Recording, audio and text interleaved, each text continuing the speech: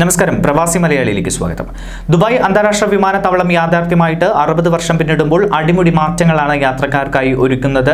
1930 September 30-നാണ് Dubai വിമാനത്താവളം പ്രവർത്തനം ആരംഭിച്ചത്. ലോകത്തിലെ ഏറ്റവും മികച്ച വിമാനത്താവളങ്ങളിൽ ഒന്നായി പരിഗണിക്കുന്ന ഈ വിമാനത്താവളം വഴി 111.5 കോടി യാത്രികർ സഞ്ചരിച്ചുവെന്നാണ് ഔദ്യോഗിക കണക്ക്. 95 രാഷ്ട്രങ്ങളിലെ 240 വിമാനത്താവളങ്ങളിലേക്ക് 74,70,000 വിമാന സർവീസുകളിലാണ് ഇത്രയും പേർ സഞ്ചരിച്ചത്. ഇനി മുതൽ ദുബായിലെത്തുന്ന യാത്രക്കാർക്ക് സഹായവും സാന്ത്വനവുമായി മാറാൻ വിമാനത്താവളം സുരക്ഷാ വിഭാഗം സുസജ്ജമാണെന്നും പലതരം പ്രയാസങ്ങളിൽ വലയുന്നവരെ മാനുഷിക പരിഗണന നൽകി എയർപോർട്ട് സെക്യൂരിറ്റി വിഭാഗം ആത്മാർത്ഥമായി സഹായിക്കുമെന്നും വ്യക്തമാക്കി. 6 പതിറ്റാണ്ട് പിന്നിട്ട മിഡിൽ ഈസ്റ്റിലെ പ്രഥമ വിമാനത്താവളത്തിന് സവിശേഷതകളേറെയാണ്. 2000-ൽ ഷൈഖ് റാഷിദ് ടെർമിനൽ തുറന്നപ്പോൾ മേഖലയിലെ ഏറ്റവും ബൃഹത്തായ എയർ ട്രാഫിക് കൺട്രോൾ ഉള്ള വിമാനത്താവളമായി ഇത് മാറി. 2002-ൽ ആദ്യമായി ഇ ഗേറ്റ്സ് ആരംഭിച്ചതും ദുബായ് എയർപോർട്ടിലാണ്. 2008-ൽ ലോകത്തിലെ ഏറ്റവും വലിയ ടെർമിനലും ഇവിടെ തുറന്നു. 2014-ൽ ലോകത്തിലെ ഏറ്റവും തിരക്കേറിയ വിമാനത്താവളമായി തിരഞ്ഞെടുത്തതും ദുബായ് എയർപോർട്ടിനെയാണ്.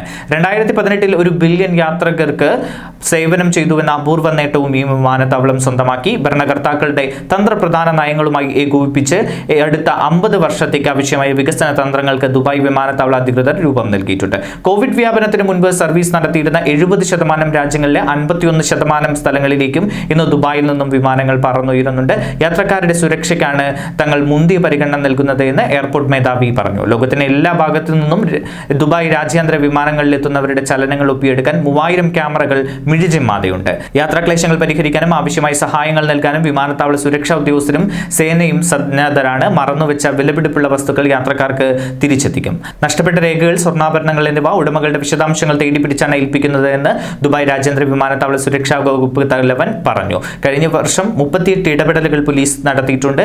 കുട്ടികളെ വിമാനത്താവളത്തിൽ മറന്നുപോയവരുടെ കുറ്റകരമായ അശ്രദ്ധകൾക്ക് പിന്നാലെ ഒപ്പം ഓടേണ്ടി വരുന്നതും എയർപോർട്ട് പോലീസിനാണ്. രോഗികളായ യാത്രക്കാർ ചിലപ്പോൾ വിമാനത്താവളത്തിൽ അവശരാകുന്ന അവസ്ഥയുമുണ്ട്. ഇവർക്ക് ആവശ്യമായ ഔഷധവും ചികിത്സയും നൽകി വരുന്നു. മരണം സംഭവിച്ചവരുടെ അടുത്തേക്കും ഗുരുതരാവസ്ഥയിൽ കഴിയുന്ന രോഗികളുടെ സമീപത്തേക്കും എത്താൻ വ്യാകുലപ്പെടുത്തുന്നവർക്ക് സാന്ത്വനത്തോടൊപ്പം യാത്ര എളുപ്പമാക്കാനുള്ള നടപടിക്രമങ്ങളും മുന്നിട്ടിറങ്ങേണ്ടി വരുന്നു. ഇലക്ട്രോണിക് ഉപകരണങ്ങൾ മറന്നുവെക്കുന്നവരെ തേടി നടക്കേണ്ട കേസുകൾ ഇപ്പോൾ കൂടുതലാണ്. ട്രാൻസിറ്റ് വിസയിൽ വിമാനത്താവളത്തിൽ എത്തുന്നവർക്ക് UAE-യിൽ കഴിയുന്ന കുടുംബങ്ങളെ കാണാനും സുരക്ഷാ വകുപ്പ് അവസരമൊരുക്കുന്നു. ഇവരിൽ പലരും വർഷങ്ങളായി പരസ്പരം കാണാൻ കഴിയാത്തവരാണ്. ഭിന്നശേഷിക്കാർക്ക് താൽപര്യപൂർവ്വം തണൽ വിരിക്കുവാനും സുരക്ഷാ ഉദ്യോഗസ്ഥരുണ്ട്.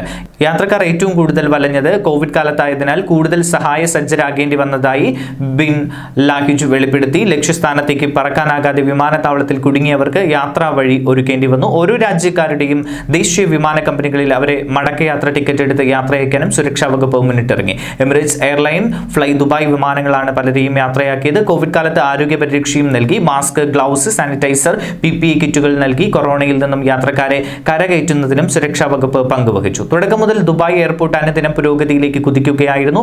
രാഷ്ട്രശില്പി ഷെയ്ഖ് റാഷിദ് ബിൻ ഈദ് അൽ മുക്താമിന്റെ ദീർഘവീക്ഷണത്തിൽ നിന്നാണ് വിമാനത്താവളം രൂപീകൃതമാകുന്നത്. UAE വൈസ് പ്രസിഡന്റും പ്രധാനമന്ത്രിയും ദുബായ് ഭരണാധികാരിയുമായ Sheikh Mohammed bin Rashid Al മുക്തിയും ഈ വികസനോന്മുഖ ആശയം പിന്തുടരുകയും ദുബായ് വിമാനത്താവളത്തെ ആഗോള വ്യോമയാനത്തിന്റെ ഉന്നതിയിലെത്തിക്കുകയും ചെയ്തു. ന്യൂസ് ഡെസ്ക്, പ്രവാസി മലയാളി.